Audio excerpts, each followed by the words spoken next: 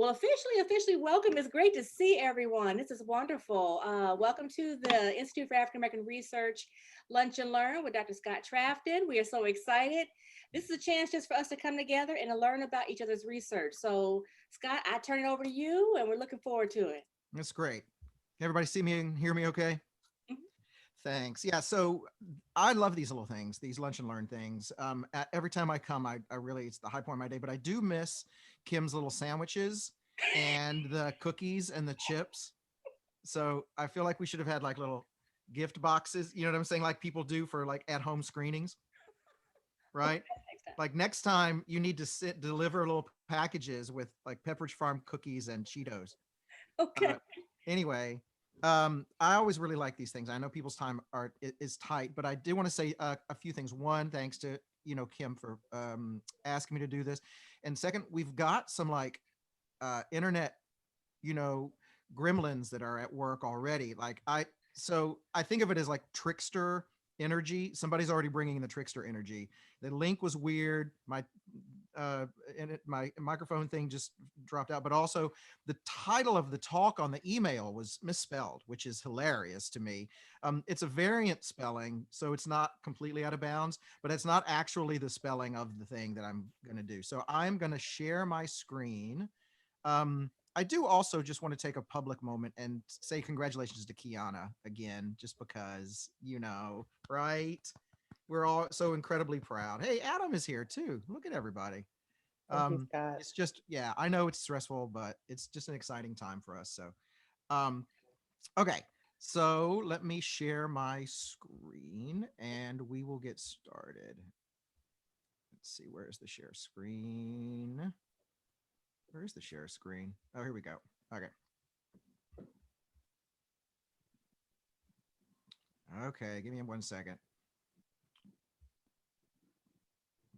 All right. Anyway, everybody's semester is like totally starting now, so I appreciate everybody coming.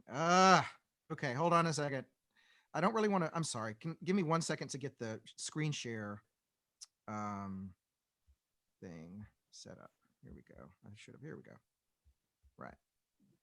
Okay. There. How's that? Everybody see me all right? Yeah, we good? Yeah. Okay. Okay, so some of you, most of you, I wasn't sure how to pitch this talk just because I figured there'd be a lot of people that were here that, I don't know, didn't know my work already, but it looks like most people, know some of it. So I'll just say that this is drawn from a, long, ongoing research project that really broadly looks at Afro Creole culture along the Gulf Coast of Mexico and emphasizes heterogeny and heterogeneity in cultural expressive forms, some of which are like material culture, some is musical culture, some is visual culture, and some is just what people used to think of as sort of culture more generally. And this talk is drawn from the intro as it currently exists, but is very specifically concerned with what I call clutter and sort of clutter studies. And the racial history of clutter is, presented in a form that talks about music and visual culture and sort of, I guess you could say, performative culture and some material culture stuff. So, anyway, the title of the talk is Frottoir. That is the way you sort of say that, Frottoir. We'll see in just a second. It's basically a PowerPoint. There's a bunch of slides I'm going to go through, but we are going to start off with some video. And I apologize, but I'm going to have to cut the video clips short just for time. So there's 3 video clips, and we will start with those right now. Forgot to tell you that you were listening to the Broussard brothers, because the young man on the rub board happens to be the young man on accordion's brother. How about a nice hand for the rub board man, Gerald Broussard?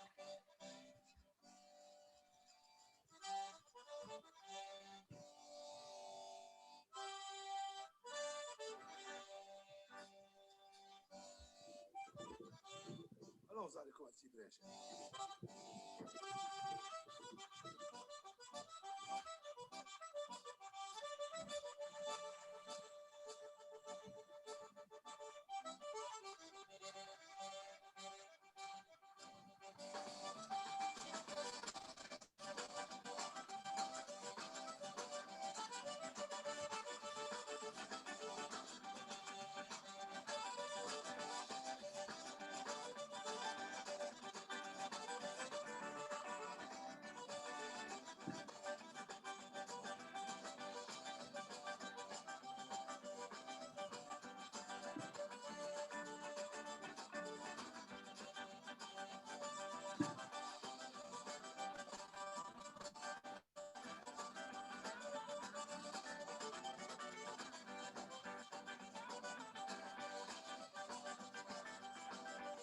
Mhm.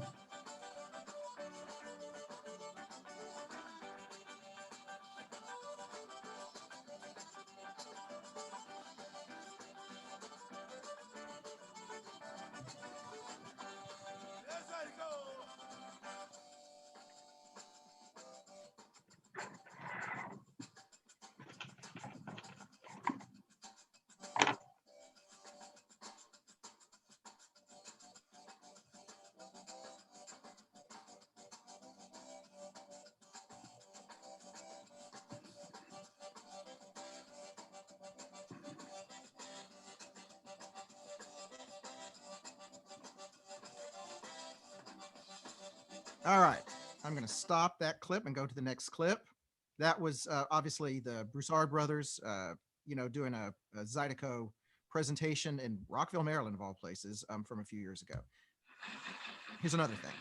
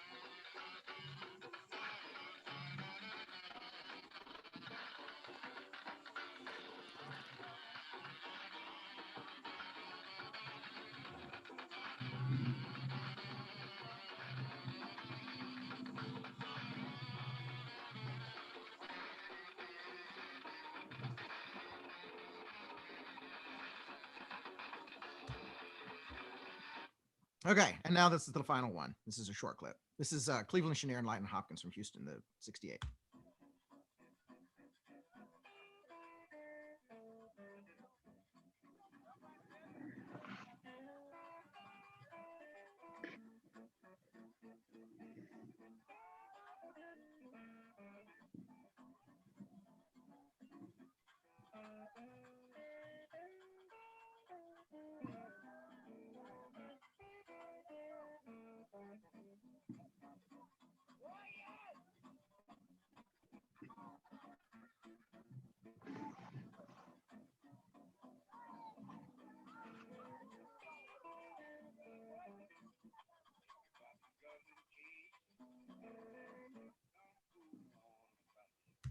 Okay, those are the three clips. Now, those are three completely different types of clips. The first is this, contemporary performance done for like a white like dance, club in suburban DC, by this contemporary Zydeco ensemble, the Broussard brothers. The second is a Fox movie tone clip, from the 20s, in Richmond with these guys who are in this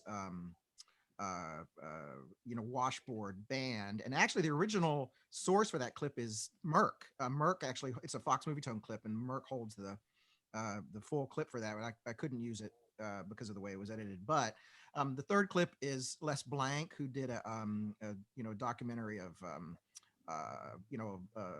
of Lightning Hopkins and Cleveland Chenier there in '68. So you got a house party, you've got this kind of like forced movie tone performance by these washboard guys, and then you have a kind of home video of this very stock performance sort of the Zydeco song, the very famous Zydeco song. All three of those clips feature the washboard. And in some ways, what I'm going to do today is just feature the washboard as a cultural object and as a kind of wedge into talking about Black heterogeneity, performance culture, and so-called clutter theory all at once. And that's where the title of the talk is from. It's Frottoir, which is the name of the washboard, the rub board in Zydeco. The term frottoir is the Afro-Creole French term for that. And it comes from, the standard French frotteur. And there's a bunch of fun, like etymology stuff about frottaging, and scraping and scrubbing.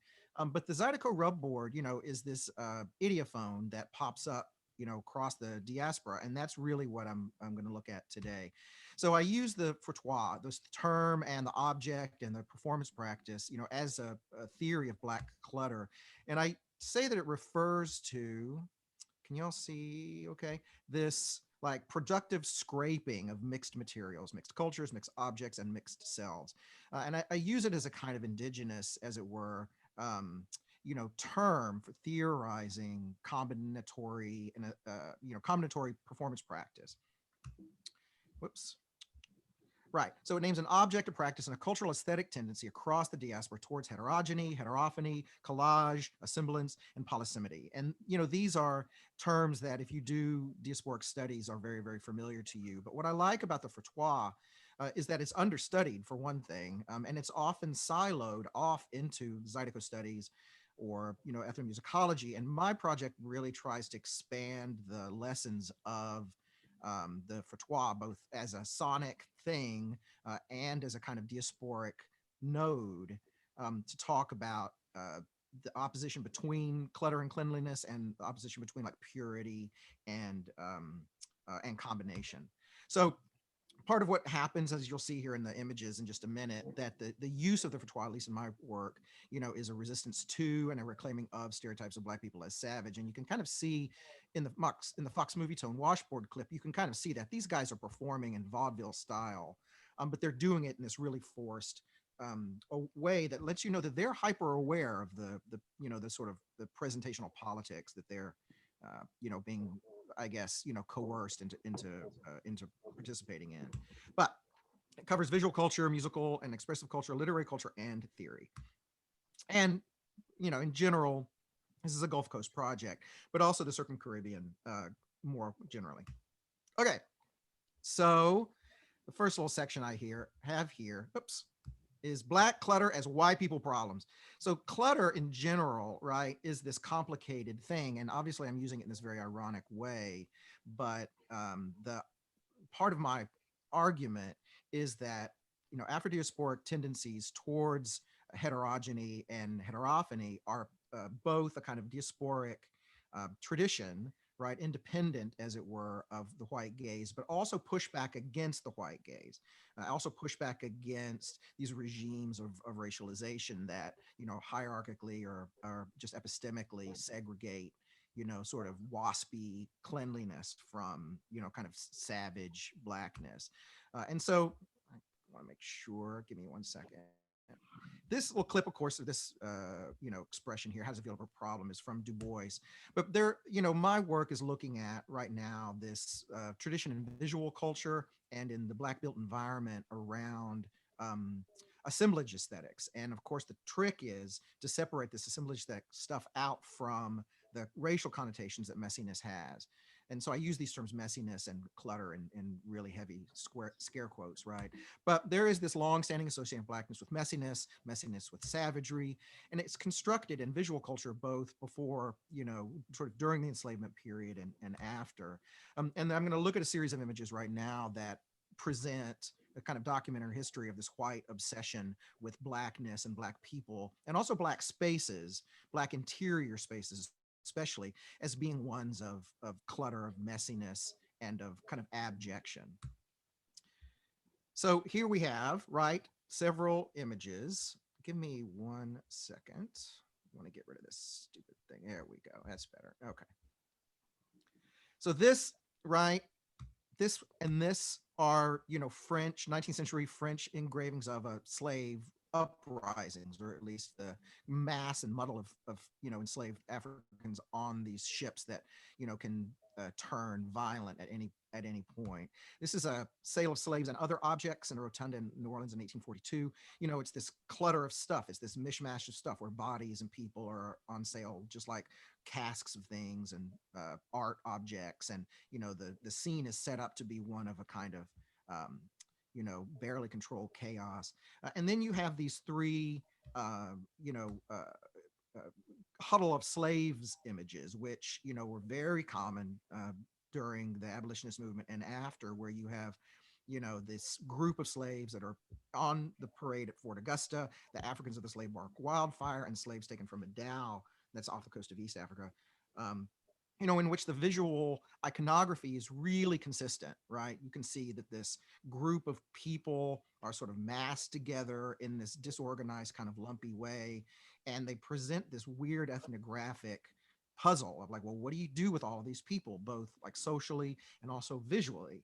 Like, what do you do with these groups of people that are piled together? And literally, there are piles of black people, right, in this visual tradition. This is a shot on the left, right, from Beaufort, 1862. This is, the descendants of a sort of originary pair, as it were, of enslaved people.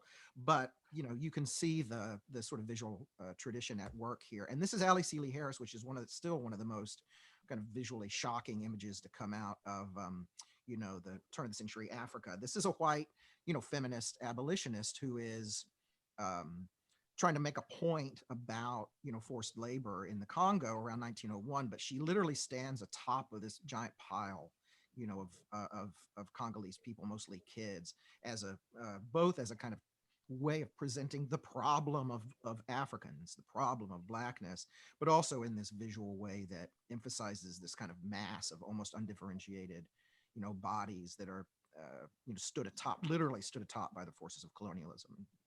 Right. Okay. There's also this weird thing that happens in WPA photography in the 30s, where you have, you know, newspaper as wallpaper.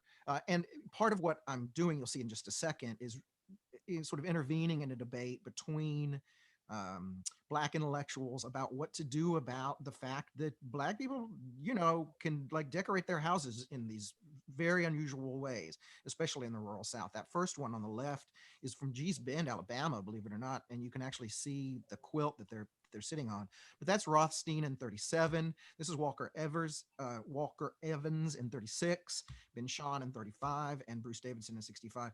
And so you can see part of the visual tradition here is to look at this white gaze looks at these cluttered black spaces, or these sort of decorated black spaces, as spaces of clutter and poverty and abjection, in ways that are really visually incredibly consistent with the huddle of slaves images that comes before.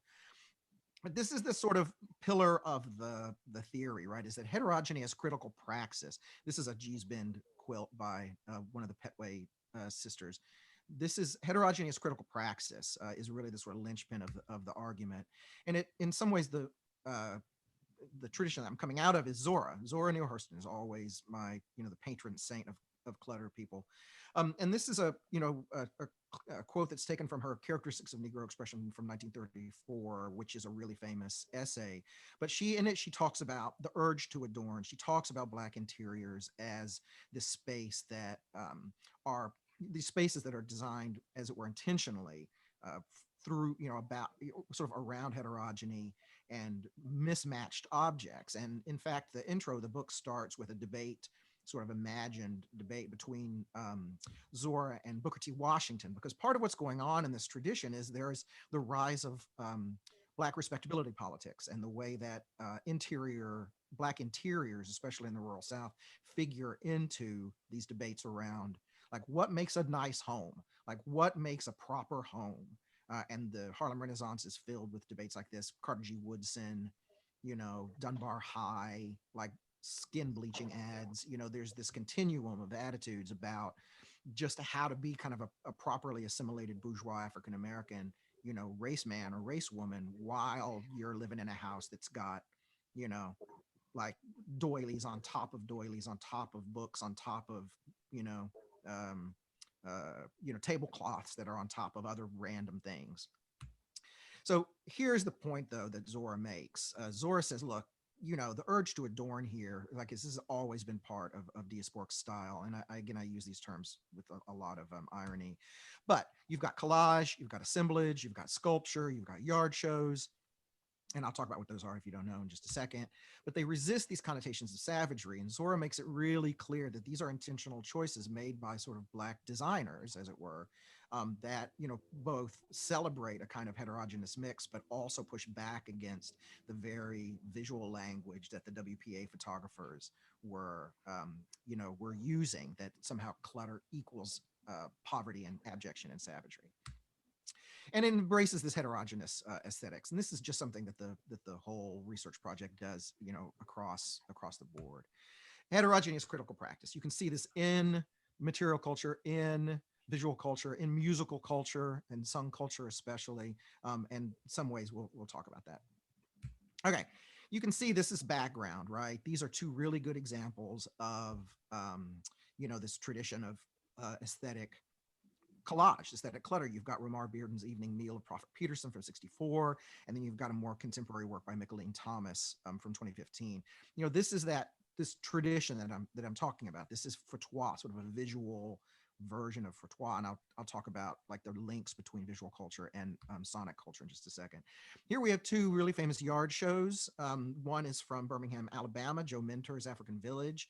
This is L.V. Hull from this little town in Mississippi. And they are part of this very widespread tradition in the Gulf South of decorating your yard, of establishing these kind of outdoor assemblage spaces as ones of, just sort of extreme, heterogeny, just like a celebratory tradition of these, outdoor sculpture spaces that are all about kind of polysemity and density, kind of a fastidiously arranged density. Okay, and then here we have Singa Ngugi and our very own Michaela Pilar Brown. This is Singa Ngugi is a Colorado installation artist, but also Michaela, who is here right now.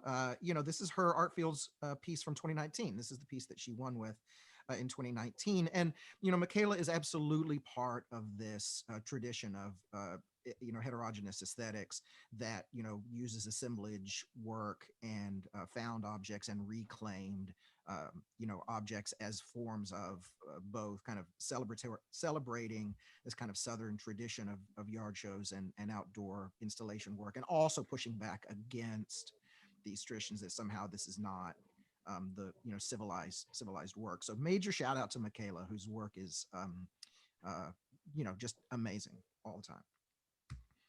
Oh, and we got a couple other short little pieces here. Sam Gillian's Idle Twist from 72 and Howardina Pindell's Nautilus #1 from a few years ago. And this is just to establish a kind of tradition that you might or might not know of about, these about Black abstraction and about the way that these surfaces are textured and heavily worked in traditions that go back to yard shows and Zora Neale Hurston. Okay, and Jen, this is for Kim, kind of.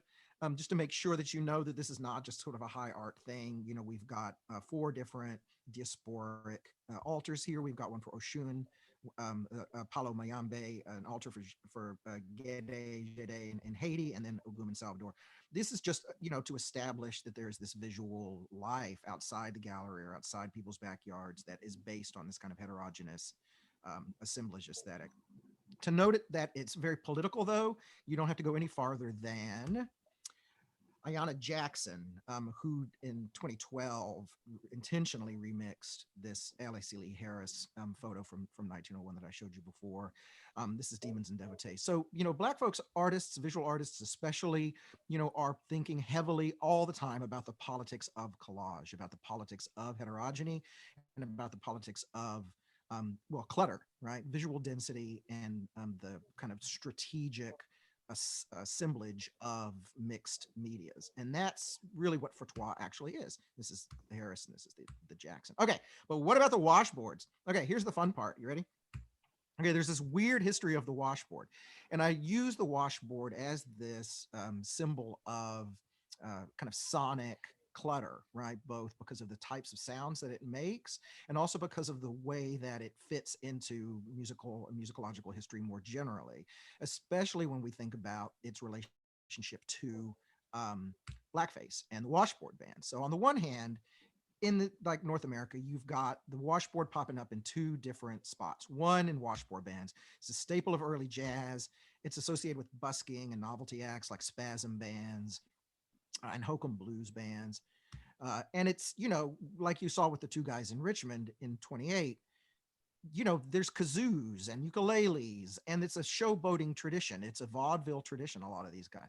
Now, Ma Rainey, of course, had a washboard band, which was part of a jug band, right? So jug bands, kazoo bands, washboard bands, like they're often thought of as really kitschy and kind of campy now, but they produced at the time this timbral tradition, which was all about these kind of unusual combinations. And so in the washboard bands, they were held, by hand, but they had a bunch of stuff attached to them. They had cymbals and cowbells and bike horns and, anything, pots and pans, skillets, chimes, anything that you could get to make a kind of a assemblage object that made music.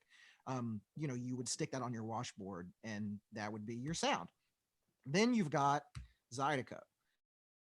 And Zydeco, right, comes out of rural Louisiana. It's this Creole dance music originally called La La.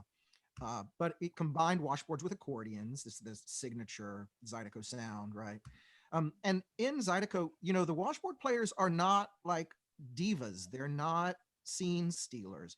These days, maybe a little bit more, but in general, we're talking about a diasporic tradition that is not as there's a group tradition, group performance tradition. So you've got these guys that are playing, these washboards. And in fact, this is the frottoir. The frottoir of Zydeco is this, instrument that's not particularly showy, but man, it is the signature sonic, element to Zydeco. They're worn around the neck like bibs, right? And nothing else is attached. And this is important that people will play the frottoir in Zydeco with, all kinds of random crazy objects like egg beaters or thimbles or knives or bottle caps or whatever. But they are not attaching anything to the Zydeco. So you've got these to the frottoir, the rub board in Zydeco. So you've got these sort of parallel traditions. And just in general, so like this is not something that people spend a lot of time talking about, these idiophones and the relationship between early jazz washboard bands and Zydeco frottoir rub boards. That's just not, almost nothing in the scholarship treats the relationship between these two traditions, much less as a central tradition. And I really like to center the frottoir and its sonic and kind of cultural meaning as a central node in diasporic culture. Here's some washboard band washboard. You got Washboard Sam's deal in 31 on the left, Washboard Slim's washboard, which is held by the Smithsonian randomly. And then you've got these Washboard Rhythm Kings. This is just very standard, washboard band stuff. But you can see the kind of elaborate, assemblage, aesthetics that are, at play here in the washboard tradition.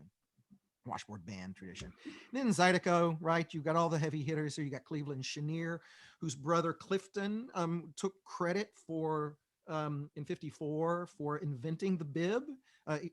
So you've got, whoops, sorry, you got Cleveland, but on the right you've got an earlier version of the Zydeco washboard, which you can see is still being held by hand by Wallace Gergner.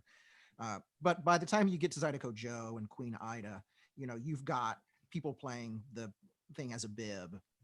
And this is just sort of scholarly obsession, made visual. Like I've gotten really interested in just the traditions of both the rub board and the washboard. And this is, partly what you get here.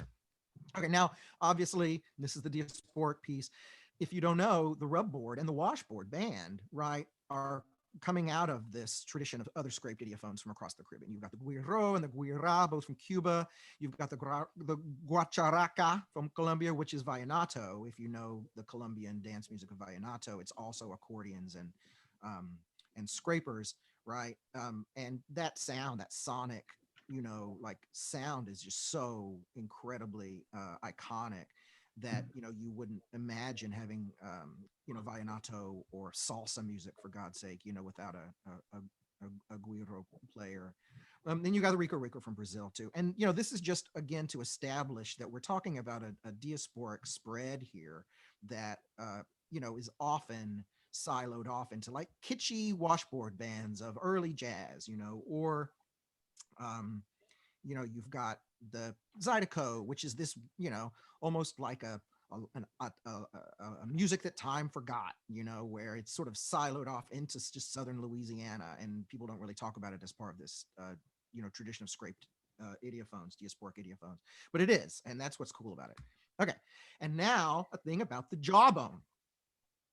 This is also, a lost history here, but it will get to what I think is at stake when I talk about the cultural politics of clutter. So the jawbone, right, musical instrument, really associated with the quijada, right, from Peru. This is an Afro-Peruvian instrument that, on the left, right, I think, whoops, you can see you've got this jawbone player, the jawbone player in the middle, and the jawbone player on the right, and it comes out of, these are all basically colonial images that are documenting the weird and crazy customs of the blacks of Peru, right? But you've got 1837, 1820, and 1785.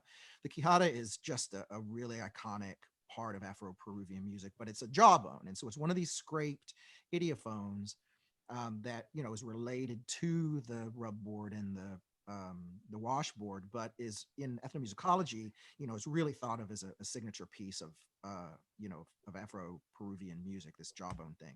But it also pops up in blackface, and the blackface jawbone is where some really weird stuff starts to happen in terms of the cultural presentation of these idiophones. This thing on the lower left is this blackface sheet music from 1848, and the lyrics on the right, jawbone walk and jawbone talk, jawbone eat with a knife and fork, like that is just a very common couplet that you'll hear throughout the archive of black folk music in the rural South. And this particular version was collected in rural Alabama in 1953. But jawbone as a thing, right, was a piece of blackface performance in the 1840s, starting in the 1840s. And part of what's really important about the blackface jawbone is that it is two things. One, it is accompanied with this kind of just sort of outrageous racist caricature, right? That these are the images that you see. You've got the Dandy Jim thing, and you've got the sheet music thing, and this is just very common to associate the sort of these animals playing the bones of other animals, right? This sort of savages just feasting on an animal and then instinctively picking up their bones and starting to bang on them, like the monkeys at the beginning of 2001 or something, and in part of what is sort of the obvious at this point is that the idiophonic tradition, this frottoir tradition, this scraped tradition, is this really intentional choice, right? Musical choice that's made, both by individual sort of groups of folks across the diaspora, but also in the face of this kind of racist, nonsense that you see here.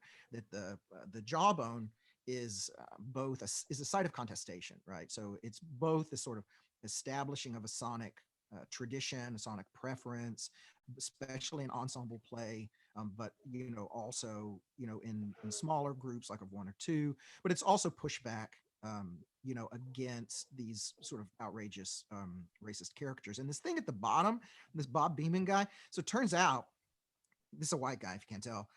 The second South Carolina string band is not actually based in South Carolina. It's one of these Civil War recreationist outfits that specialize in music, of the antebellum period. And Beeman is the percussionist for this group. If you know the Carolina Chocolate Drops, for example, or if you know any of the sort of revivalists that do black string band performances now, that's, we saw at the Tin Roof, a couple of years ago, 2-3 years ago, we saw Don Lemons of not Don Lemons. We saw the Bones player for the Carolina Chocolate Drops play, and so you've got this living tradition of Bones players and Jawbone players that are both kind of just unproblematically recreating these blackface minstrel songs, like the Second South Carolina String Band, which again is just this white, group of recreationists. But then you also have black revisionists like the Carolina Chocolate Drops, um, playing black authored string band or Bones music, right? And of course, the bones that he's playing there are sort of actual bones, and that gets us to the blackface bones. The bones themselves are related to the jawbone, but are probably more famous because the iconic um, character from blackface is named Mr. Bones, right? Tambo and Bones, the tambourine and the bones player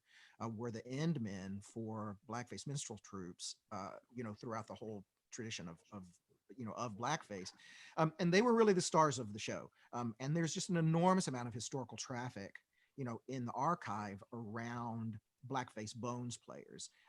This is, old Emmett's banjo melodies from 44. They're always associated with showboating, extremely sort of show-stoppy, diva-esque, star turn performances. The big finish for the bones player in any blackface show was him to get up and dance around and do a bones solo. There was always like a bones breakdown. There was like just a breakdown solo where he would jump around and clack the bones and sort of exaggerate, in these racist ways, all heavily blacked up, of course.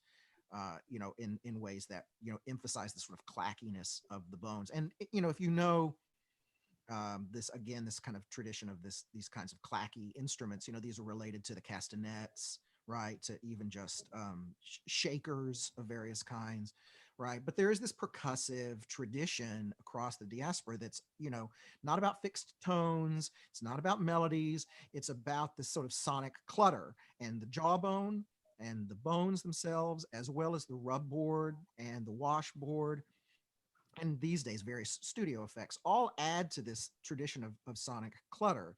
And in the tradition of blackface bones, you can see uh, the complicated play of kind of black or diasporic implementation of these aesthetics and white co-option of these aesthetics into the kind of opposite of what they actually are, which is to say they dial up the savagery, they dial up the comic effect, they dial up the caricature, and then you have black bones players, let's say, like these days, the Carolina Chocolate Drops, you have them pushing back against the pushback.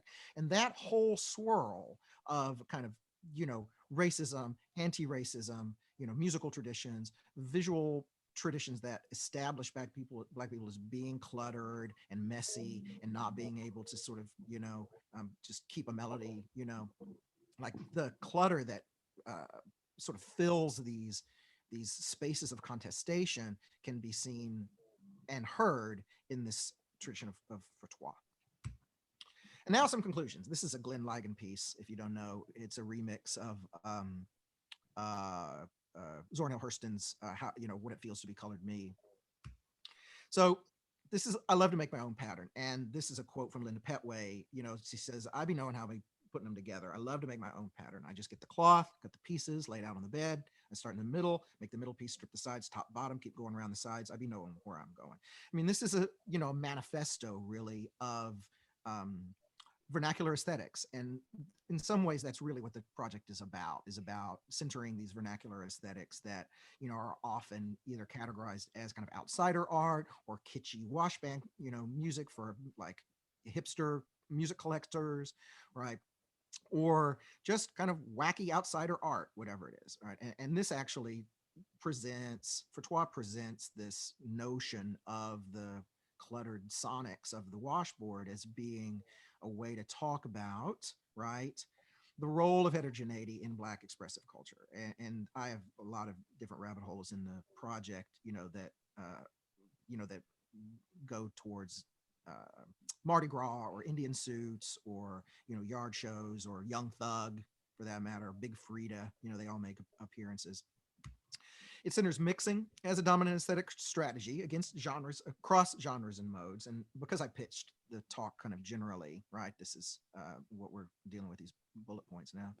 And it counts for both racist and anti-racist depictions of clutter. Because again, after all, part of what's interesting about the washboard, the rub board, the frottoir, as an object and in practice is that it pops up in blackface all the time. And even in the clip that you can see, right, the 28 clip of the washboard guys, like that comes out of blackface. I mean, it comes out of vaudeville and it comes out of these performance modes in which Black folks are forced to, inhabit these roles, these racist, roles that they'll play for the purposes of a movie reel, or this one of these little movie tone reels. And there's the stagey setup, of the guy getting the washboard, out of his wife's wash tub or whatever. But if you listen to early race records, those skits were absolutely part of the sonic world of you know Ma Rainey, Bessie Smith, and Washboard Slim. So we know that the washboard and that the Frottoir traditions are coming out of this kind of oversimplified, racist tradition of representing Black people as just the problem, right? The idea of cluttered ensembles or cluttered slave ships or cluttered sonics of a diasporic ensemble, right? That's all part of this swirl, this cluttery swirl. It also theorizes the relationship between local uses and diasporic patterns, which is like a good example of that is something from, you got washboards and you got Zydeco. And those are in some ways completely separate traditions. But this centering of the frottoir and of the scraped idiophone, right, I argue is cause to sort of reclaim and really just sort of establish a sonic map of the Circum-Caribbean, right? A sonic map of the Gulf Coast and a sonic map of the diaspora. It proposes a way of talking about race without relying on biological tropes of essences or purity. And really, that's also what we're talking about here, is that you've got Black expressive culture and just sort of Black, I guess you could say, theoretical culture that is dealing with this discourse, this white, sort of pro-slavery discourse of, what, makes somebody one race or another. The heavy shadow, the long shadow of biology is just impossible to overstate. And you've got these Creole folks, and you've got these imported folks, and you've got these folks that are subject to forced migration and genocide, constantly making art and objects and medicine, right?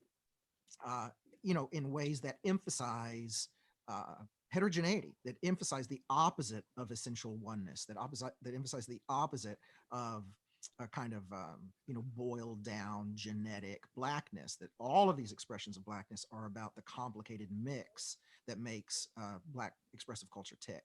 And finally, it creates an excuse to have a bunch of piles of random crap all over the house.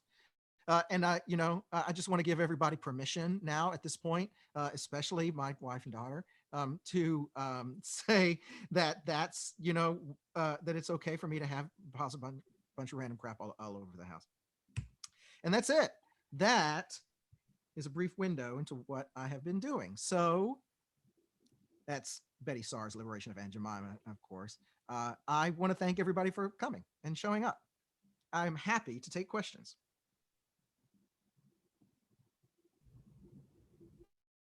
Scott, should we just go for it? Is that cool? Yeah, sure. Just go for it. Sure. Thank you. That was so awesome. It's so great to see and hear all this stuff, as well as I've read little bits of things in the past of your, about this project. So it's really awesome to see where it's come.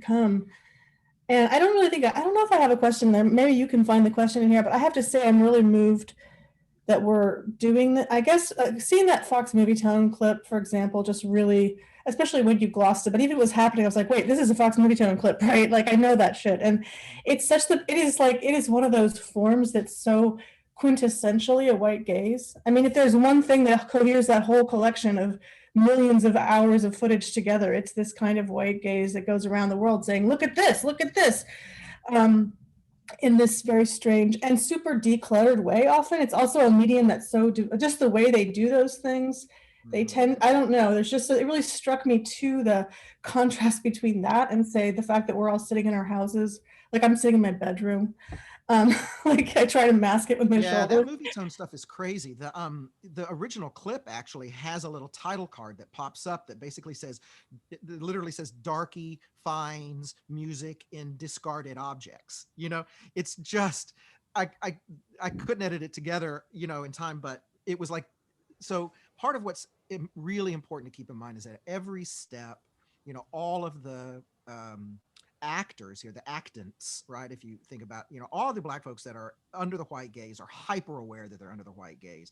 And those two guys in Richmond are vaudeville professionals, it's clear, right? And they are used to the white gaze, but, they're also making these really specific choices about how to perform, right, under the white gaze. And so there is this hidden in plain sight trickster figure thing that happens, and especially in yard shows and this sort of assemblage aesthetics, like Joe Mentor or the guy behind the Publix on Rosewood that has a yard show, the guy that was with the guy just down the street in Shandon that had a yard show for Christmas. You know, like the gaze is sort of about that particular posture is about recognizing and resisting the gaze all at the same time. And so you get these kitschy, like campy performances. Those guys know that they're performing for the white gaze, but they also know that they come from this longer tradition of washboard bands, which, like the Lightning Hopkins clip showed, like the white gaze isn't always there. I mean, that clip actually says that the white gaze is always there, but the yard shows and washboard bands and Lala, French, the French predecessor to Zydeco, come out of these all black communities back in the 1800s. And so you've got this, where if you played for a white audience, you could get killed, but if you played for a black audience, you're thought of as a savage. And so that the sort of performance tradition of just knowing that the white gaze is always there, but doing these musical performances which are just ironic and sly and complicated, right? Like that's the tradition. And so you see these blackface performers later, in the century,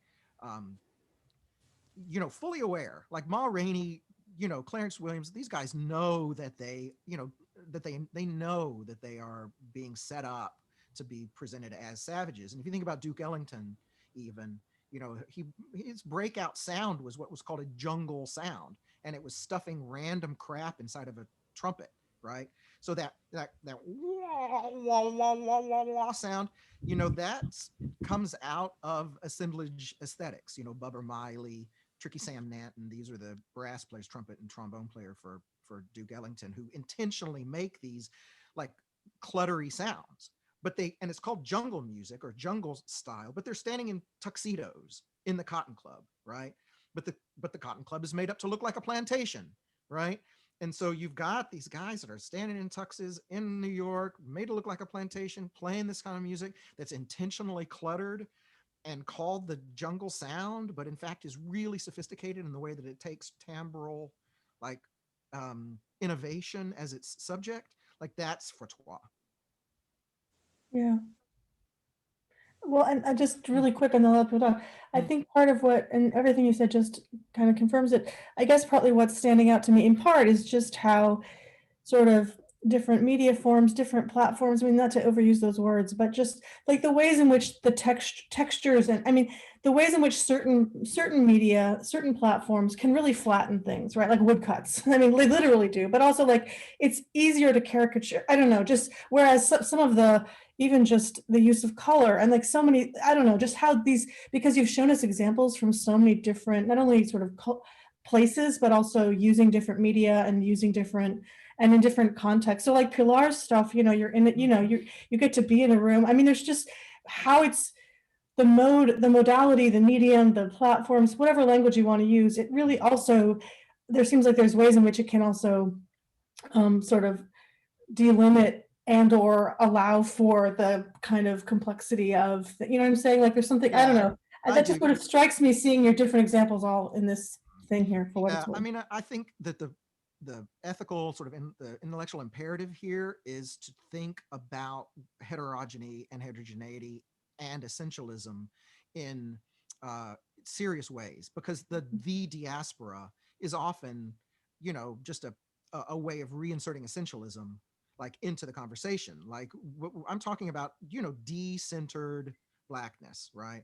So you've got, I know that this mix of, like images and examples can make it seem like what I'm saying is like, this is just what black culture is, this one thing, and it's all this mixture of stuff, right? But in some ways, I worry that the project says that this is the essential part of the diaspora is to argue for non-essentialism. Like that's just a logical fallacy, right? That I really hate. But the fact remains that like, look at all this crazy shit, like look at this very consistent aesthetic tradition. And it's not the only aesthetic tradition either, right? That's part of what's important here is that you have Sarah Vaughan and you have, black minimalism, and you have a whole, Du Bois, and you have Booker T arguing for cleanliness and, a lack of clutter. And so there is this in-group argument about, well, like, do we really want to just have like cluttered art? Is that going to be our thing?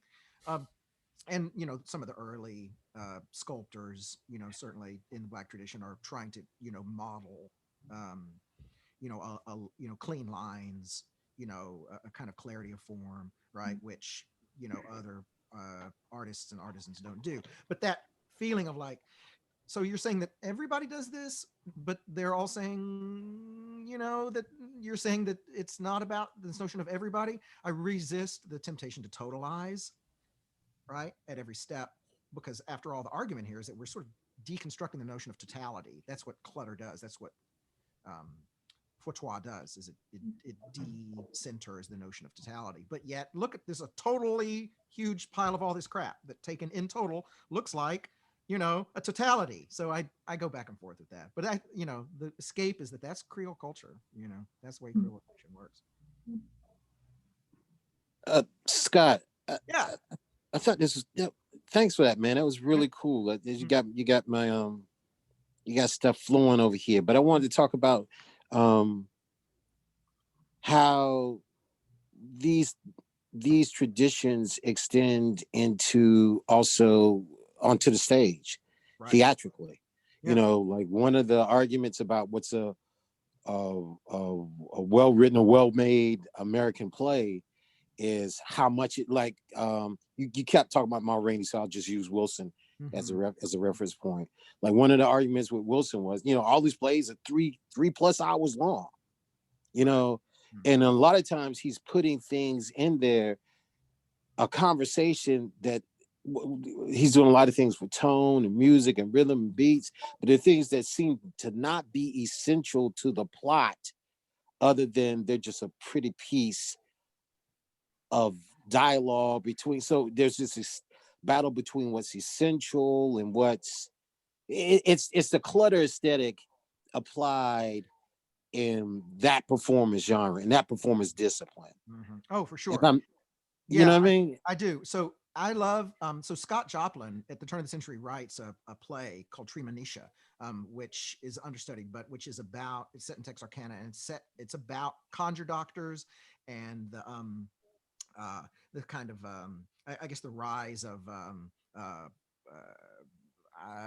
anti-black activism in the white community at the time. Anyway, the play is often uh, criticized for being just a hot damn mess, you know, and that's just, Mm-hmm. you've got this plot point that doesn't make sense. You've got this digression that doesn't make sense. You've got these political interruptions that don't make sense. And for a literary scholar, this idea of a collage aesthetic, right, goes back to William Wells Brown in 1854. He wrote the first black novel, a novel called Clotel. And it's a collage aesthetic, right? That, he puts newspaper accounts and next to fiction, next to poems, next to uh, autobiography. And in some ways, Wilson, and God damn it, even Tyler Perry, you know, adopt a kind of a similar collage approach. Lena's gonna That hurt, Lena's gonna didn't it? give me That shit. hurt to say that, right? Lena's gonna give me shit for talking about Tyler Perry in front of you, but uh, it's this collage aesthetic, which is absolutely sort of about a kind of weird democratization of the form for different audiences. It does not assume a unified audience, and it assumes a kind of scattered, decentered audience, and that is part of the literary tradition. That Wilson absolutely comes out of. Mm-hmm. Yeah, Yeah, it's, I don't know. It's just, yeah, cool. it's a lot. It's cool stuff. Good stuff, dude. Yeah, and in some ways this is just like, look at all this cool stuff, and that really is part of the point of the project in a way. When I first started working on it a million years ago, I really thought of it as it being kind of an intervention into contemporary African American cultural studies. But the longer I work on it, I think of it as basically just an archiving project, right? That there is just a whole bunch of these kind of heterogeneous, like cluttered based aesthetics, which are not systematized. It's very rare to hear people talk about, um, the washboard band as part of, as being related to Afro-Peruvian cumbia, right? That just doesn't come up. And partly it's because of these just little racist, characterizations that you get of washboard bands, but also it's just academic siloing, you know. So I love, Yeah, 'cause- yeah, I love these like slave ship images next to Michaela's work, because it just seems like a natural connection, right? It just the through line seems very, very clear to me. Hey Scott, can you hear me? Yeah, who dat? This is Brigida. Hey, there you are. I was hoping Hey. you'd make it today. Yeah, I got here late though. I'm sorry I got here late. I had a student and we ran over. So I got here towards the middle end. That's all right. And I guess I'll call from my silo, the music silo. And I have a question about, you may have already covered it, the question of the use of the word clutter when we go into Afro diasporic sound culture. Right. And how that's being worked out. Because I when I think about, I'm actually, every time you say clutter and we think about the bones, I kind of bristle, like visually, like that's, when we think about Afro diasporic traditions, and you mentioned heterogeneity, clutter doesn't come to mind to me, because when we think about, as I think you may have mentioned, there is this connection to an African past. Right. And so we're talking about African peoples who were put into a context where they're distilling rhythmic culture and sound culture into other things. And so that's what we have, the ad hoc instrument. And so as opposed to thinking of the washboard as a random object or the bones as a random object, they're not random. They're just part of the percussive culture that they were left with. And so to a white audience, it seems like random objects, but within the Black community context, that's just their instruments. And so when we look at those early depictions in South Carolina of, actually them recreating African instruments, in some cases through actual, things like the banjo, but also the things like, the bones and sticks, recreating these kind of percussive elements. And so where it sounds like a lot of noise or clutter to a white ear, to an Afro ear, it's very much distinctive. It's not a pile of noise. It's actually, when you mentioned the soloist saying, I want to find my own pattern. That's what they're talking through and talking to a Black audience, whereas a white ear would hear that as dissonance or clutter or randomness. And that's why you have, fast forwarding to the 20th century, them calling Ellington's music jungle music, because it's very rhythmically active. And to a Euro-American white ear, the emphasis is on melody and harmony and not rhythm. And so coming into how they read African sounds and Black sounds, you get those stereotypes, but for the performance themselves, they're always talking to two audiences, even regardless of where they are. The people on the balcony know those sounds as something more distinctive, where the people down front, the reserved white spaces, would say, well, that's noise and it's exotic and it's this otherized thing. And so I guess my question would be, I can see in the physical culture with, sets and designs and collage and costuming, the use of the word clutter, because you have things kind of jammed into a physical space. But when you think about sound culture and sonics, where you're talking about an audio perception, how does clutter work in that or not work in that? Or does that reify these white Eurocentric types of ways of hearing? Right. Yeah. I worked all that stuff out in the first half of the presentation. There we go. I figured it was there. I was like, I got there, that's about bones. And I was like, what's happening? Yeah. I mean, it's a valid point.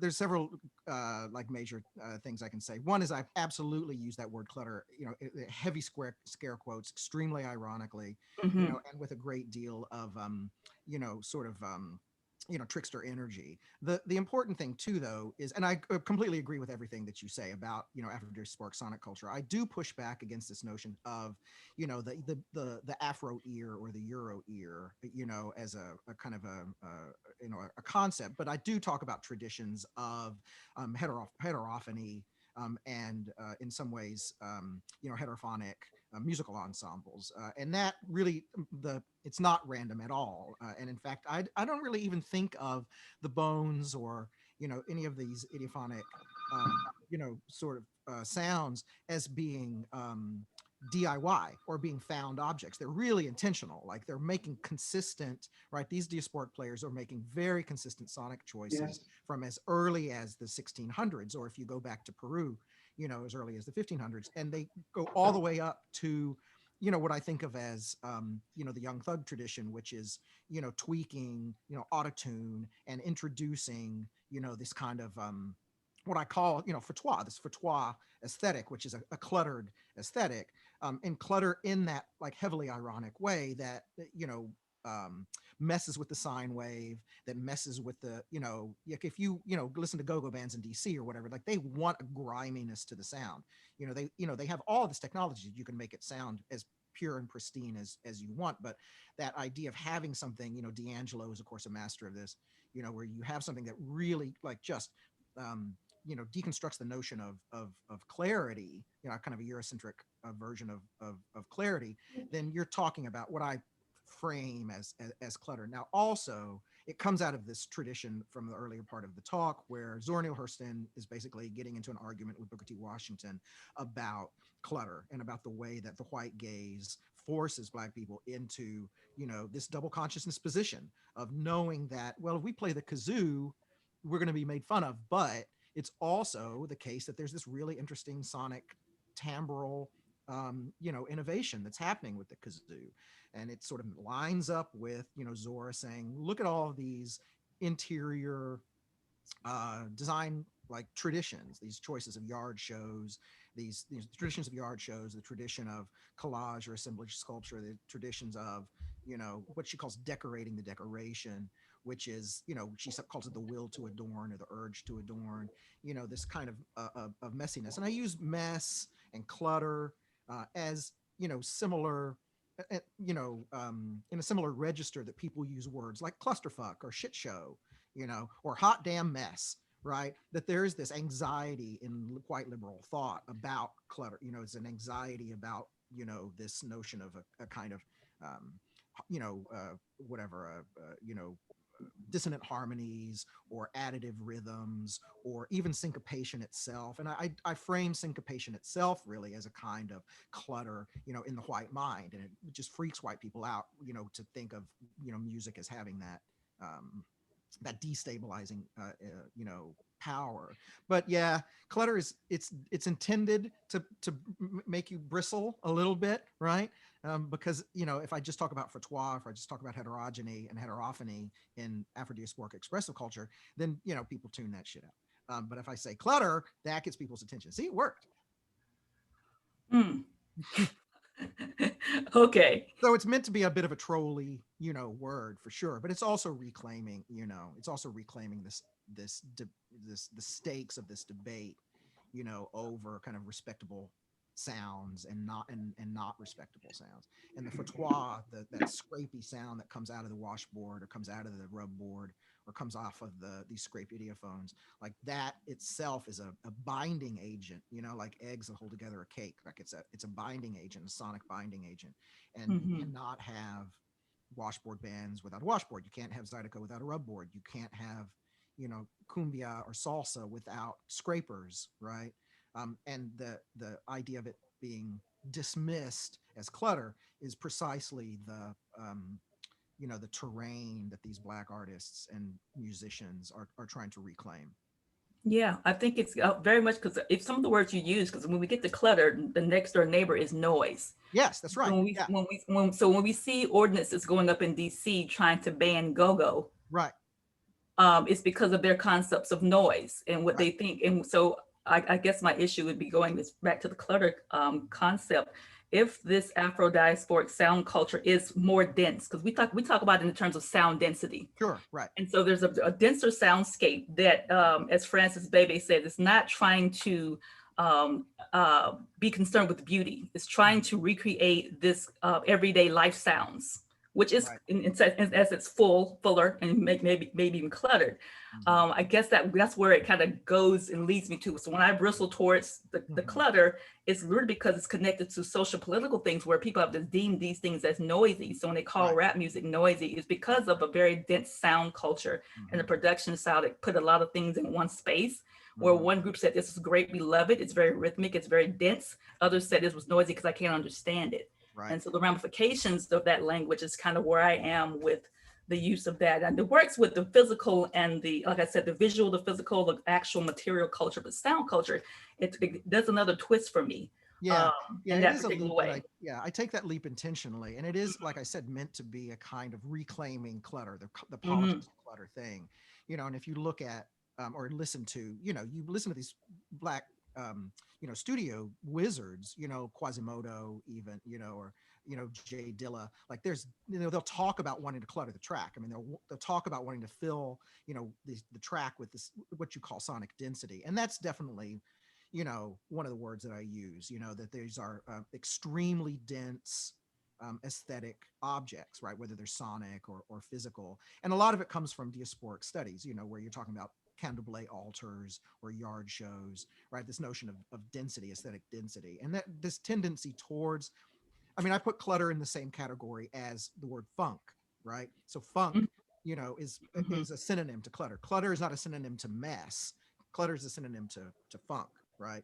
And so reclaiming that idea that there's something, like, hinky about the word, right, is part of what I like. It's like, we're talking about, add more shit into the track, make my vocals less understandable, give me some more feedback, right? Jimi Hendrix, like these Right. of sonic. Intentionally becoming ineligible and intentionally becoming ineligible or intelligible to people, and Yes. that's a trickster move. You can't catch this one as quickly as you caught the last one. That was literally Right. That was literally Little Richard's response to Jerry to Pat Boone doing his songs. He did them faster. Yeah. So it's really faster. I'll make it faster. You can't sing like I'm singing because I'm going to sing it faster to stop you from copying me. Yeah.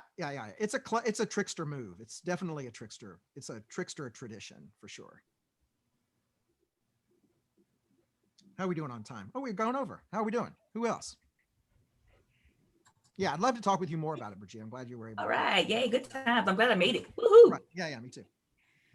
I think we can, if folks can stay back for about another 10 minutes, so I think will be great. I know Gloria might have, Gloria, you still here? She had a couple of comments in the chat about what's random. I'm still here. Okay, yeah. Okay. Go ahead, Gloria. I guess I was following Vegeta's line of reasoning as well. In terms, I think the language is something to think about.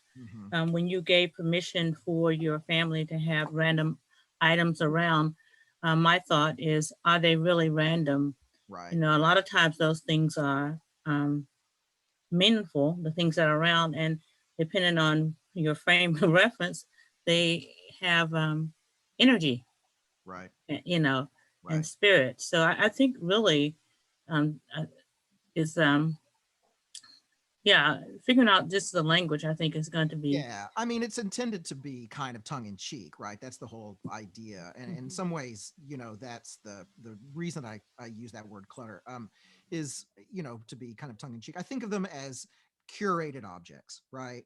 And I definitely think of curated objects and a certain density, fastidious, right? In fact, curated objects in this tradition are fastidiously arranged. They're not random at all.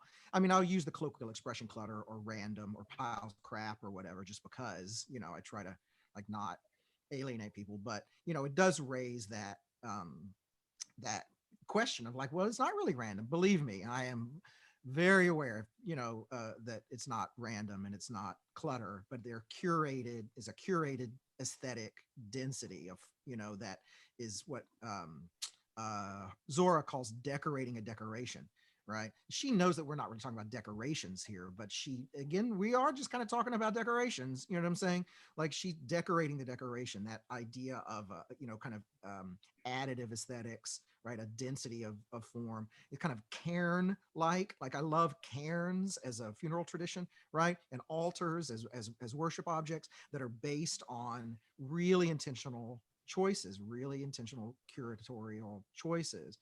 What I push back against is this idea that it's somehow baked into diasporic DNA, right? That somehow, no matter where you put Black people, Black people will just make piles of crap, whether it's an altar or, whether it's an assemblage sculpture at art fields, I really am trying to intentionally recenter the idea of agency and of choice in the face of this kind of knee-jerk attitude towards assemblage aesthetics, right? And we're also talking about diddly bows, these strings that are attached to the walls of houses in the rural South, that make music, or the kind of earth, earth bass, right? If you know this sort of tradition of like wash tub basses, that come out of West African, stand-up bass, performance traditions that use the earth as a kind of resonating sound chamber, right?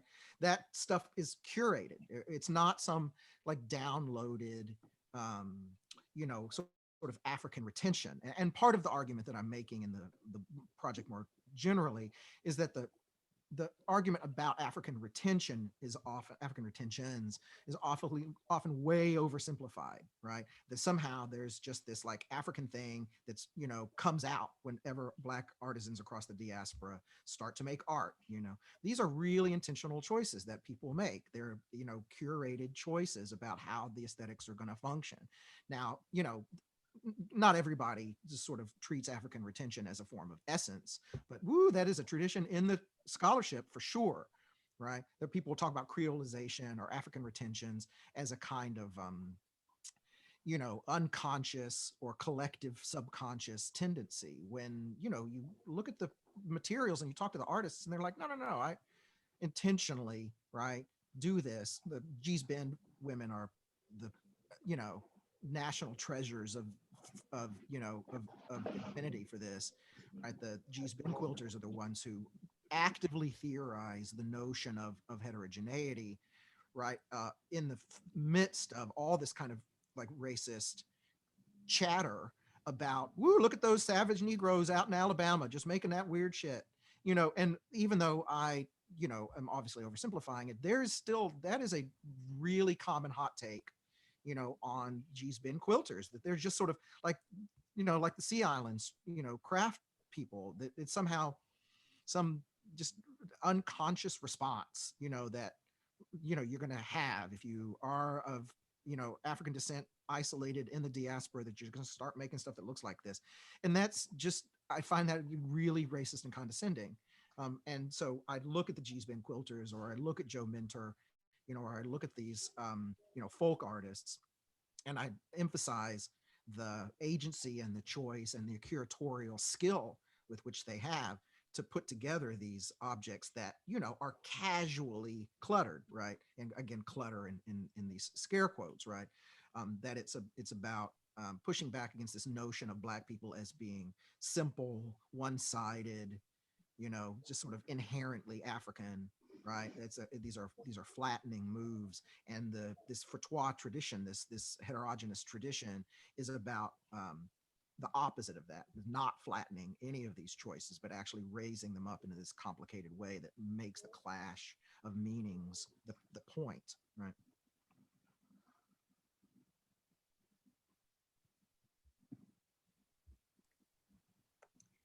Okay, What else we got? let's see.